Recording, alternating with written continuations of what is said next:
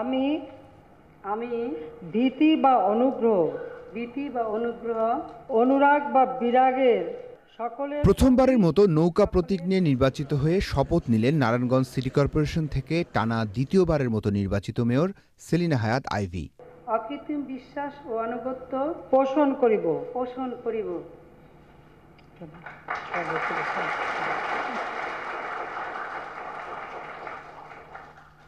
City কর্পোরেশনে নির্বাচিত নতুন ৩৬ জন কাউন্সিলরের শপথ বাক্য পাঠ করান স্থানীয় সরকার মন্ত্রী খন্দকার মোশাররফ হোসেন। অনুরাগ বা বিরাগের বশবর্তী না হইয়া তার প্রতি আস্থা রাখায় নবনির্বাচিত মেয়র প্রধানমন্ত্রীকে কৃতজ্ঞতা জানান।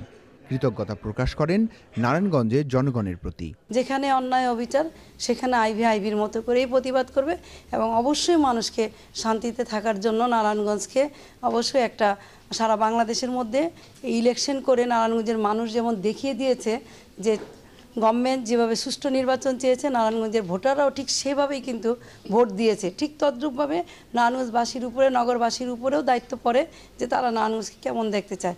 আমার দৃঢ় বিশ্বাস শহরের মানুষ কোনো অন্যায় চায় না, অত্যাচার চায় না, অবিচার চায় না এবং কোনো হত্যাকাণ্ড দেখতে চায় না এবং আমি নগরবাসীর সাথে যে কোনো ধরনের অন্যায় অবিচারের বিরুদ্ধে সোচ্চার।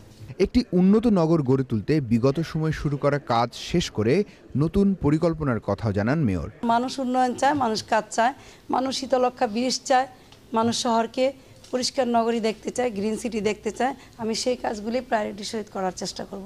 নারায়ণগঞ্জ সিটি কর্পোরেশনের একটা ভিশন আছে, 50 ইয়ার্সের একটা ভিশন আছে। সেই ভিশন থেকে যে কাজগুলি দ্রুত করা সম্ভব। এখন যেমন আমাদের ডাম্পিং স্পট নাই, এটা আমাদের জন্য একটা বিশাল বড় প্রবলেম, ময়লা আবর্জনা এবং এই যে শীতলক্ষা ব্রিজ এটা আমাদের জন্য একটা বড় প্রবলেম। শহরের যানজটটা আমাদের মধ্যে না, এটা ট্রাফিক বিভাগের। তারপরও সিটি কর্পোরেশনকে সহযোগিতা করতে হবে। এই সব কিছু মিলিয়ে আমি মনে করি যে সমস্যাগুলি আছে সেই সমস্যাগুলিকে যেটা সম্ভব সিটি কর্পোরেশনের পক্ষে করা সেই কাজগুলি করার চেষ্টা করব। বড় রাজনৈতিক দলে সমস্যা থাকবে উল্লেখ করে সবাইকে সঙ্গে নিয়েই এগিয়ে যেতে চান নারায়ণগঞ্জবাসীকে নতুন দিনের স্বপ্ন দেখানো এই মেয়র।